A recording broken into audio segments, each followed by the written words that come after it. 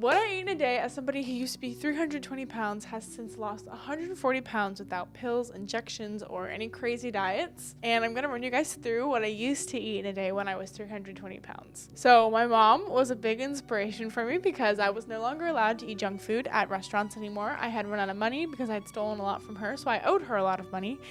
And it was quarantine, so I couldn't leave my house and go to Burger King or 7-Eleven or McDonald's or all my favorite restaurants.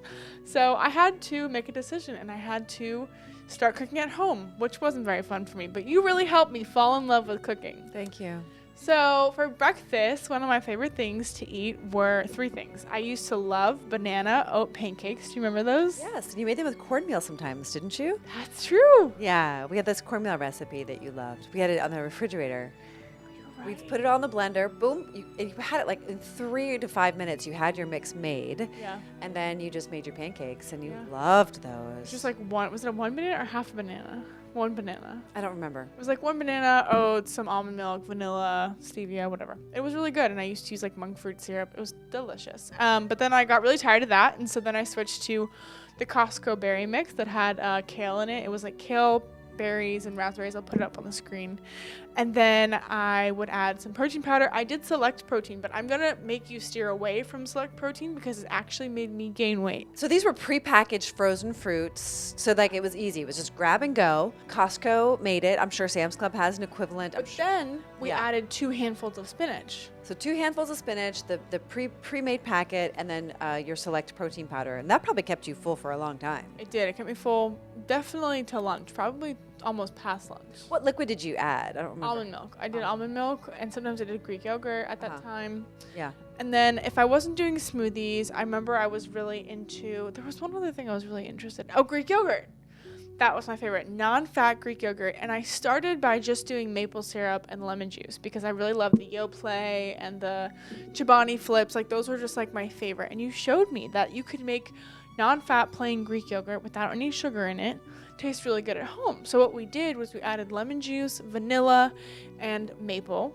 And then from that, the next step, which you'll learn in our program if you join, the next step from there to make it less low calorie, less sugar for breakfast, we would do stevia and maple flavoring and lemon juice. And eventually, you know, you do just maple, maybe you'll use maple stevia, or you'll just use stevia and vanilla and lemon juice. And we have all of these hacks on how to get the weird stevia flavor out, what kind of vanilla to use, like what are the best Greek yogurts. Like, you know, we really go into this in our program a lot, but it was a fight for this whole Greek yogurt thing, man. You were like, so like, I'm not gonna buy and eat plain yogurt, but you totally did it. You totally did it. I totally did it. All right, and then for snacks, this was a big one for me. I loved snacking, and I used to love chips and bread. And so what I did during quarantine was I had so much time during the day because I was homeschooled as well. So what I did was I would do flax crackers, Mary's Gone crackers specifically from Costco. I'd get those big things. I ate so much We of must have had 50 boxes We of did. Mary's Gone Crackers. We did. And a huge tub of hummus, Yep, organic hummus. cherry tomatoes, Yeah. peppers. I don't think I was super into cucumbers, but I was really into carrots. Now I'm really into cucumbers, so you can also swap with cucumbers or broccoli. Some people really like raw broccoli, raw cauliflower. Yeah, I haven't gotten into that myself. Me either, but if that's your thing, fine. And then if we didn't do hummus, we did Greek yogurt with a ranch packet. Oh, yeah. Seasoning packet. I remember to that. Dip in the carrots and the Mary's Gone crackers. And those are also both really great high protein dips with fiber to make us full, to keep us full. And that really helped me lose weight. And that was just like little swaps. Instead of eating a box of, you know, Cheez-Its or Lay's chips, I would just swap it out for carrots, a bag of carrots. In the beginning, though, you were eating more crackers and hummus. That's true. And then I had to coerce you to add more vegetables. I remember which that. you fought tooth and nail. And what was really smart, now that I'm thinking back to it, is you would put the Mary's Gone crackers in a bowl, and you'd put the carrots in the bigger bowl. And that is so smart now that I'm thinking back to it, because it was like a serving size thing. It was like this many crackers and this much fiber. You're going to get really full on the fiber and want less of the crackers. And not that Mary's Gone crackers are bad for you. They're but great. They have a lot of fiber, too. But they're high in fat, and they can be hard to digest because they are somewhat processed and they are high in fat. Well, and also the flax crackers, when you cook flax, it's not as valuable of fat as when it's raw. Even if they're dehydrated. Are they dehydrated? No, I think they're actually baked. Yeah, which is no, flax is still a great fiber. It's still good for you, but it's not as great as if it's raw. All right, so now we're getting into lunch and dinner. Lunch and dinner were pretty similar, right? So I think I have 4 favorites that I can remember really well. Her apple turkey burgers. Those are so good. Fennel, freshly shaved apple, I yeah. lived on those. I think I had like 2, 3 of those with some, at that time I had like sharp cheddar on them or Gruyere. Oh my God. Yeah, I made tons That of was, those. I know you did. She would go on trips and put them in the freezer for me, and then I'd put them in the oven, and I would lose like 10 pounds a week. I'd lose like 5 pounds a week Wow. eating those Wow. instead of whatever else. And I'd have that with like a big Caesar salad, and I was so satiated. Caesar salad, man, you were on a kick. Parmesan Caesar. I remember thinning out the dressing sometimes either with Greek yogurt or lemon juice.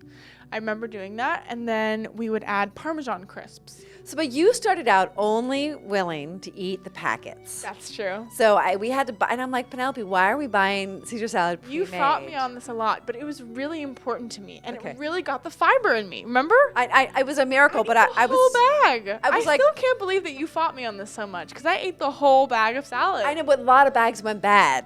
And I'm like, why are we spending 4 times the amount of money? No, but it was a part of your step. I'm just bringing it up because it was a step on the journey. Well, the one thing I look back on now, I'm like, they didn't shred the lettuce the way I shred lettuce today. Like, I cut my lettuce so well today, and back then they did not do that. That's the goal, though. That's the goal. The goal is to find ways to make food taste better than you can get it anywhere else. And that's one of the things we've mastered. Anyway, so tell us more about the Caesar salad with the turkey burgers. So Caesar salad, the turkey burgers, I always tried to eat it. My first step was no sugar added, ketchup or barbecue sauce, which I know is not that good for you. It does have aspartame. We found some good ones. We did find some good ones. There's some that don't have aspartame, That's true. Primal Kitchen is like the best brand you but can, it's expensive. but it's expensive. So you can also make your own at home. Mom has recipes on that. And then also mustard. Mustard, even making your own honey mustard at home, super easy, really good. Yeah. I loved mustard on my burgers. But first, you were honey mustard in the bottle only. True. I remember And I'm that. like, honey, there's no honey in here. And you were like, I don't care. I get it now. Taco salad. Taco salad. That was a big one because you were in the Chipotle mode, and then you were like, I'm gonna master the taco salad. So you helped me out with that. We did.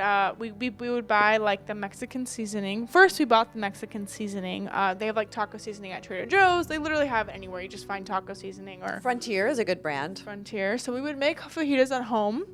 But if you're somebody who doesn't have time, you can always buy the fajita mix at the grocery stores. Every grocery store is guaranteed to have. And they have it fajita in the mix. frozen food section. I know. Yeah. Yeah, and then you buy the seasoning and you just dump it all in Sometimes there. you don't even need the seasoning. It's just ready to go. That's true But be too. careful. They might have funny oils. Sugar too. I noticed they put sugar, so be careful. It's always better to add your own seasonings. But get it in there. You know what?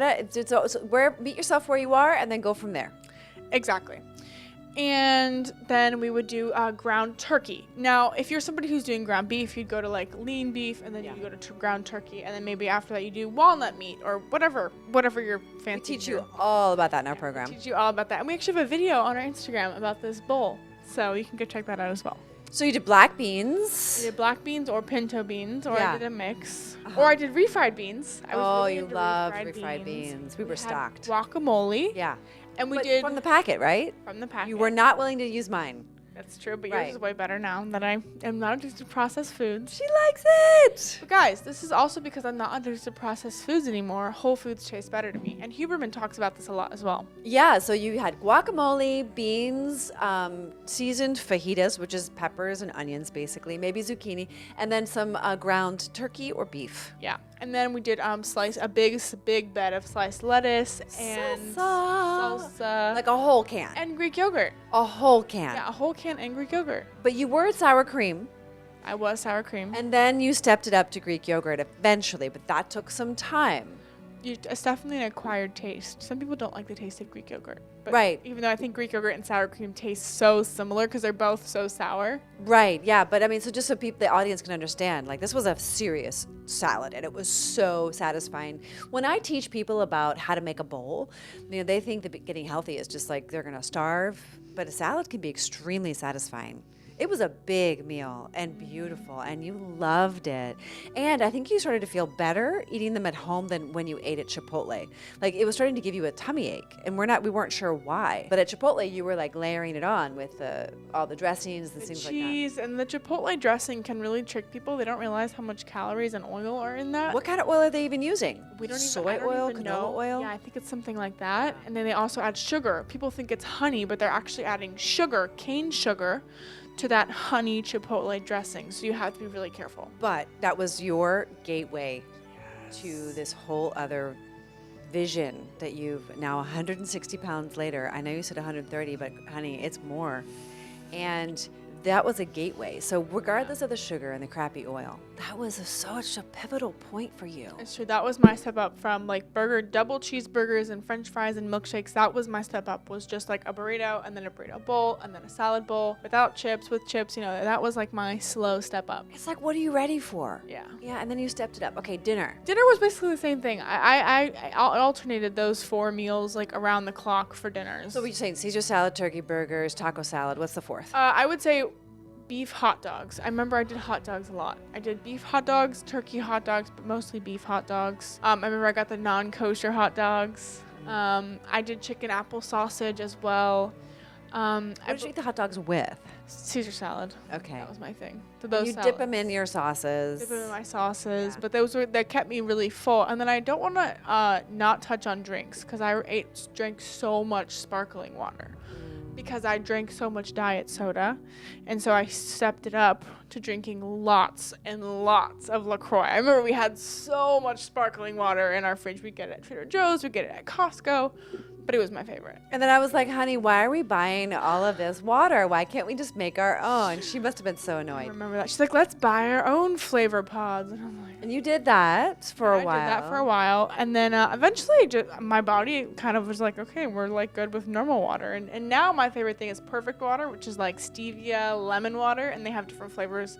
It's obviously it's natural flavors. You should never really trust natural flavors, but I really enjoy them still, and they really keep my hunger low, and they keep my thirst low as well. They keep me really hydrated, and I really enjoy them. So it's a great step up from lemonade or Starbucks or some fast food chain or some diet soda. And sometimes sparkling water can give you gas. And so that's something I've experienced as well. So that's why I drink lemon water now.